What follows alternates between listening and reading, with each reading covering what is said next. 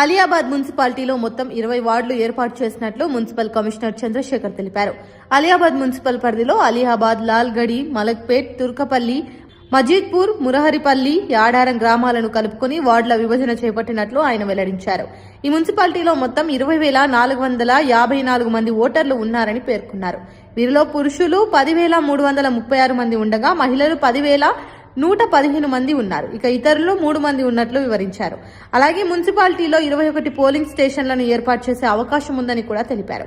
రాష్ట్ర ఎన్నికల అధికారి ఆదేశాల మేరకు ఈ నెల 1వ తేదీన డ్రాఫ్ట్ ఓటర్ జాబితా విడుదల చేసినట్లు కమిషనర్ పేర్కొన్నారు.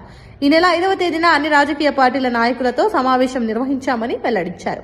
ఈ నెల 12వ తేదీన ఫైనల్ ఓటర్ జాబితాను జిల్లా కలెక్టర్కు పంపించినట్లు వివరించారు. తెలంగాణ రాష్ట్రంలో మున్సిపల్ 2వ సాధారణ ఎన్నికల్లో భాగంగా అలియాబాద్ మున్సిపాలిటీలో మనం మొత్తం 21 పోలింగ్ స్టేషన్లు, అసెంబ్లీ పోలింగ్ స్టేషన్ల నుండి 20 వార్డులకు గాను మొత్తం ఓటర్లు 20,454 ఓటర్లు. ఇందులో పురుషులు 10,336, మహిళలు 10,115, ఇతరులు 3 కలిపి మొత్తం 20 వార్డులకు గాను ఆ ఓటర్లను విభజించడం జరిగింది.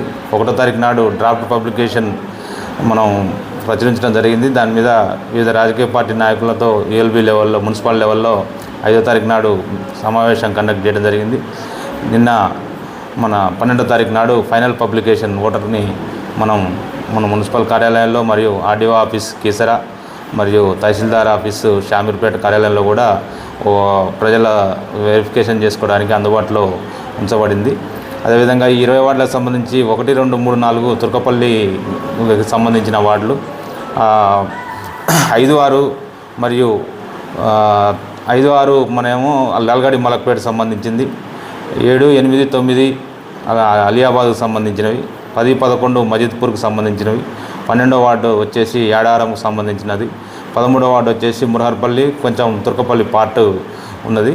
అదేవిధంగా 14, 15, 16 కూడా మళ్ళీ లాల్గడి, మలక్పేటకు సంబంధించి, 17, 18, 19, 20 అలియాబాద్కు సంబంధించి మొత్తం 7 వార్డులు అలియాబాదు, లాల్గడి, మలక్పేటలో 5 వార్డులు, తుర్కపల్లిలో 4 వార్డులు, మజీద్పూర్లో 2 వార్డులు, అదేవిధంగా మురహర్పల్లికి 1 వార్డు కేటాయించడం జరిగింది.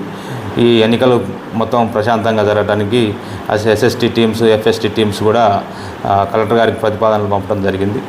ఈ ఎన్నికల కమిషన్ ఆదేశాల ప్రకారం ఎలాంటి ఆదేశాలు వస్తే ఆ ఆదేశాల ప్రకారం మేము ఎలక్షన్కి సన్నద్ధంగా ఉన్నామని తెలియజేస్తాం.